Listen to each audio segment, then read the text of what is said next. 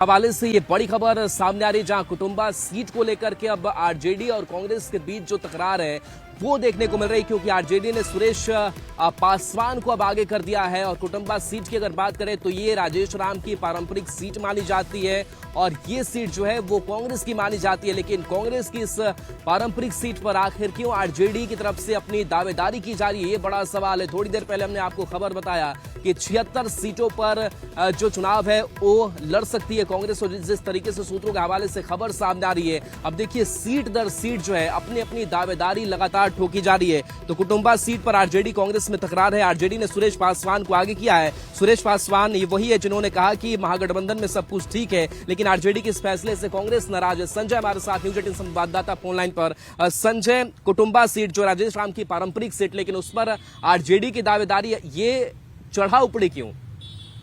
देखिए, निश्चित तौर पर राहुल, अभी विधानसभा चुनाव नहीं हुआ है, महागठबंधन जो है सरकार बनाने की स्थिति में नहीं है, लेकिन खींचतान उसी मसले को लेकर है। दरअसल जिस तरीके से कांग्रेस ने तेजस्वी यादव को अब तक सीएम फेस नहीं माना है, उसी तरीके से कांग्रेस को जिस तरीके से कहा गया था कि राजेश राम डिप्टी सीएम के फेस होंगे, तो इसको लेकर तकरार बढ़ी है। और अब आपको जैसा कि पता है, पिछले दिनों बैठक हुई थी कांग्रेस की कुटुंबा विधानसभा क्षेत्र, जहां पर 7 बार राजेश राम जो प्रदेश अध्यक्ष हैं वो और उनके पिता का उस सीट पर दबदबा रहा है। 7 बार पिता पुत्र ने वहां जीत हासिल की है।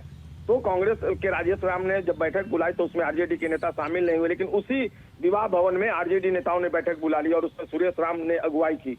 तो सुरेश राम का चेहरा आरजेडी ने आगे किया और इसको लेकर कांग्रेस के अंदर काफी नाराजगी है आरजेडी के इस स्टैंड को लेकर। और निश्चित तौर पर कांग्रेस के सूत्र जो बता रहे हैं, ये जानबूझकर आरजेडी ने प्रेशर टैक्टिक्स जो अपनाया है उसको लेकर ये नाराजगी है। उनका कहना है कि जिस सीट पर 7 बार राजेश राम और पिता पुत्र चुनाव जीते हैं, उसमें सुरेश जो है राम, उनका चेहरा क्यों आगे किया गया सुरेश पासवान का। तो इसी को लेकर दोनों के बीच जो है वो कॉन्फ्लिक्ट क्रिएट हो गया है। और आज एक बैठक हो रही है, बैठक में इस मसले पर भी चर्चा हुई है। कांग्रेस ने एक साफ तौर पे कह दिया है कि कांग्रेस बदली हुई परिस्थितियों में चुनाव लड़ रही है।